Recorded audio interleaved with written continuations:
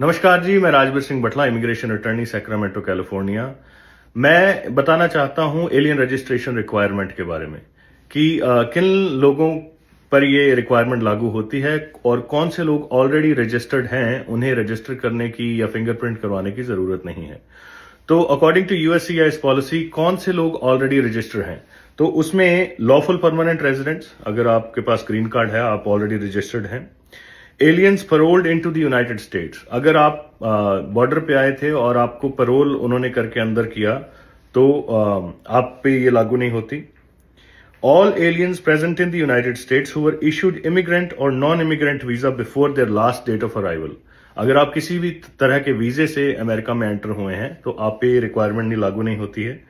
Aliens हुम DHS has placed into removal proceedings, अगर आप रिमूवल प्रोसीडिंग्स में हैं, अगर आपके पास नोटिस टू अपीयर है और आपका कोर्ट में केस चल रहा है तो आपके ऊपर ये लागू नहीं होती है। Aliens issued an employment authorization document, अगर आपके पास वर्क परमिट है तो भी आपके ऊपर ये लागू नहीं होती। Aliens who have applied for lawful permanent resident, अगर आपने I-485 ग्रीन कार्ड के लिए जो एक फॉर्म भरा हुआ है वो अप्लाई किया हुआ यूएससीआईएस के साथ, तो भी आपको ये रिक्वायरमेंट आप पे लागू नहीं होती। और aliens issued border crossing cards, जो एक बॉर्डर क्रॉसिंग कार्ड्स बन जाते हैं स्पेशल, जो कनाडा और मेक्सिको से जो रेगुलरली बॉर्डर क्रॉस करते हैं, तो उनको कार्ड्स मिल जाते हैं। तो अगर आपके पास वो कार्ड है तो भी आप पे ये लागू नहीं होती है। तो कौन लोग हैं जो रजिस्टर्ड नहीं है और जिन पे ये रजिस्ट्रेशन required है? Aliens present in the United States without inspection and admission or inspection and paroled who have not otherwise registered. So अगर आप aliens, अगर कोई बंदा जिन्होंने इलीगली क्रॉस किया है और उन्होंने कोई भी जो ऊपर वाले फॉर्म्स अभी बताए हैं वो फॉर्म्स वगैरह उन्होंने नहीं भरे, अगर कोई इलीगल क्रॉस किया और कोई भी इमिग्रेशन के साथ फॉर्म नहीं भरा तो उनके ऊपर ये लागू होती है। Canadians visitors who entered the United States at land ports of entries and were not issued evidence of registrations. So Canada से जो विजिटर आते थे, क्योंकि वहां ज्यादा पूछताछ नहीं होती थी, तो अगर कोई भी कैनेडियंस यहां आते हैं तो उनके ऊपर ये लागू होती है requirement. Aliens who submitted one or more benefit requests to USCIS not listed in 8 CFR 2641A, including applicants for deferred actions or temporary protected status who were not issued evidence of registration listed. So, अगर आपने deferred action की application लगाई थी या TPS की, जैसे डाका के होते थे या टीपीएस, जिन कंट्रीज के ऊपर ये टीपीएस उनको प्रोटेक्शन दी जाती थी, और अगर उनको रजिस्ट्रेशन डॉक्यूमेंट इशू नहीं किया तो उनके ऊपर ये लागू होती है।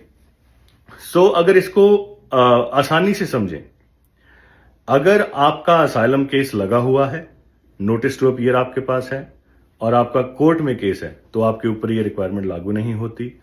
आप अगर किसी वीजा से यहां आए थे तो आपके ऊपर ये लागू नहीं होता। अगर आपके पास एम्प्लॉयमेंट कार्ड है, एम्प्लॉयमेंट ऑथराइजेशन का ईएडी कार्ड जिसे वर्क परमिट बोलते हैं, वो है, तो भी आपको जरूरत नहीं है। तो एक लिमिटेड सेट ऑफ पीपल है जिनके ऊपर ये लागू हो सकती है। वो है अगर किसी ने इलीगली बॉर्डर क्रॉस किया और उन्होंने कोई भी फॉर्म वगैरह एप्लीकेशन वगैरह नहीं डाली यूएससीआईएस में, उनके ऊपर ये रिक्वायरमेंट है।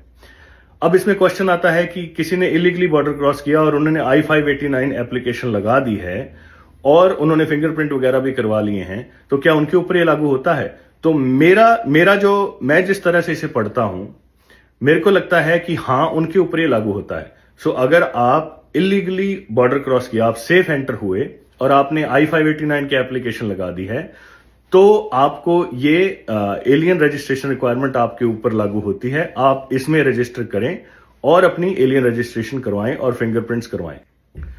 तो आप ये कैसे रजिस्ट्रेशन आप कैसे करवा सकते हैं?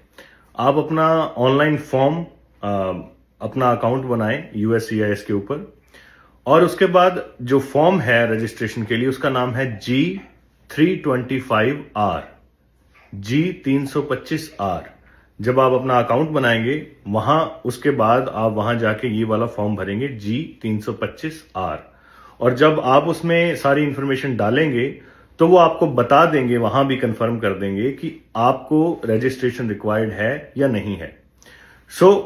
इसमें ये भी है कि अगर आप अपने लिए रजिस्टर कर रहे हैं या जो आपका बच्चा है 14 साल से छोटा है आप उसके लिए भी कर रहे हैं, सेम इनके ऊपर भी अप्लाई होता है। अगर पेरेंट्स को रिक्वायर्ड है रजिस्ट्रेशन के लिए तो बच्चों को भी है, लेकिन अगर बच्चा 14 साल से छोटा है तो पेरेंट्स एज ए गार्डियन उनके ऊपर उनकी रजिस्ट्रेशन कराएंगे, और जब बच्चा 14 साल से बड़ा हो जाता है तो बच्चा खुद कराएगा, अपनी रजिस्ट्रेशन हो जाएगी। इस तरह से आप कर सकते हैं। जैसे कि मैंने पहले बताया, एक बहुत ही लिमिटेड जो नंबर ऑफ पीपल हैं उनके ऊपर ये रजिस्ट्रेशन रिक्वायरमेंट लागू है जो यहां इलीगल एंटर हुए थे, और अगर उन्होंने I-589 एप्लीकेशन लगा भी दी है तो भी मेरी रिकमेंडेशन है कि आप ये एलियन रजिस्ट्रेशन उसकी करवा लें। Thank you.